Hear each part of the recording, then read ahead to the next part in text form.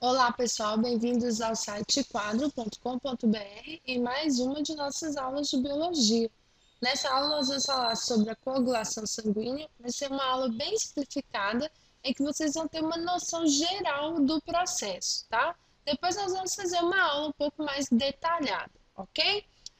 Nós conhecemos na aula sobre tecido sanguíneo as plaquetas, né, que nós chamamos também de trombócitos. Nós vimos que esses são pedaços de uma grande célula, o megacariócito, que são liberados aí na corrente sanguínea e que vão participar ativamente do processo de coagulação.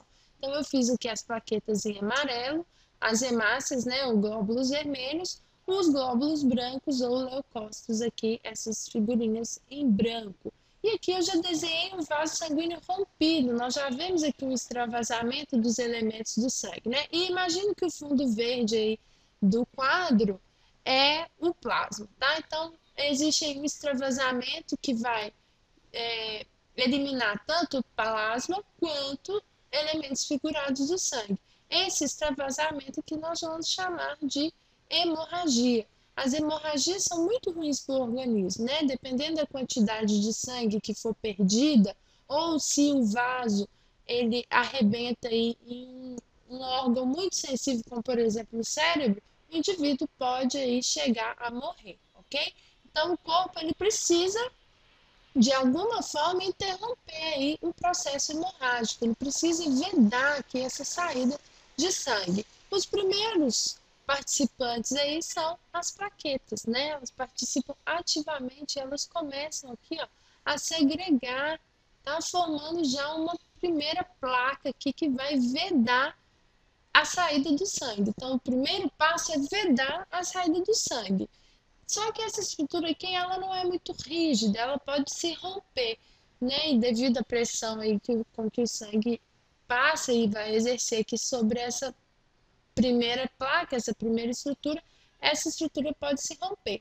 Então, em processo posterior, as plaquetas vão estimular a produção de uma proteína fibrosa muito resistente chamada de fibrina. A fibrina vai formar aqui uma estrutura de rede e nessa rede novas plaquetas vão se aderir, formando aí uma estrutura mais rígida que vai de vez interromper e impedir com que haja um extravasamento de sangue através aqui desse orifício, né? Vai fechar aqui o orifício. Posteriormente, né, quando a pele se regenera, quando a pele não, quando o endotélio, né, a parede do vaso sanguíneo se regenerar, aí essa rede de fibrina vai se desfazer e essa estrutura vai ser eliminada aí pelo próprio organismo, tá? Pelos macrófagos e outras células mais, ok?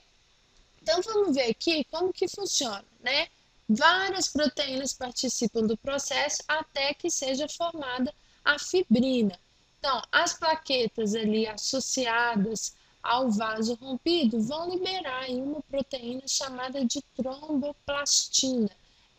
A tromboplastina, ela vai se unir a íons cálcio e vai atuar como enzima que vai converter a protrombina, outra proteína, em trombina. A trombina também é uma enzima ativa que vai atuar em uma reação posterior, que é a conversão do fibrinogênio em fibrina. E é a fibrina que vai formar lá a rede que vai aderir ainda mais plaquetas e formar aquela estrutura lá mais rígida que vai impedir de vez o processo hemorrágico, ok? Então, tem aqui a participação de várias proteínas, depois nós vamos descrever isso aqui de uma maneira mais detalhada, tá bom? Em aulas posteriores. Uma observação que eu quero fazer é que a tromboplastina, ela só se associa ao íon cálcio na presença da vitamina, opa, minha caneta falhou aqui, na presença da vitamina K. Então, muito importante nós termos uma alimentação rica tanto em vitamina K quanto em cálcio, porque os processos hemorrágicos são comuns no organismo, né? Em áreas aí, por exemplo, como a junção dos ossos em que há atrito, é comum haver processos hemorrágicos. Então, esse processo precisa ser rapidamente interrompido. Então, o corpo o tempo todo precisa aí de grande quantidade de cálcio e de vitamina K para ativar essa cadeia aqui de reações até a formação da fibrina. Para finalizar, eu trouxe aqui uma imagenzinha que vocês podem ver que em amarelinho é a fibrina e vários elementos figurados do sangue presos aqui nessa rede, formando aí a estrutura que vai fechar lá o buraco por onde, né, vai fechar o orifício por onde o sangue está extravasando, ok? Se vocês tiverem dúvida, vocês podem enviar aí através do nosso site, o quadro.com.br. E eu agradeço aí a todas as pessoas que têm nos procurado através também do YouTube, ok? Um grande abraço!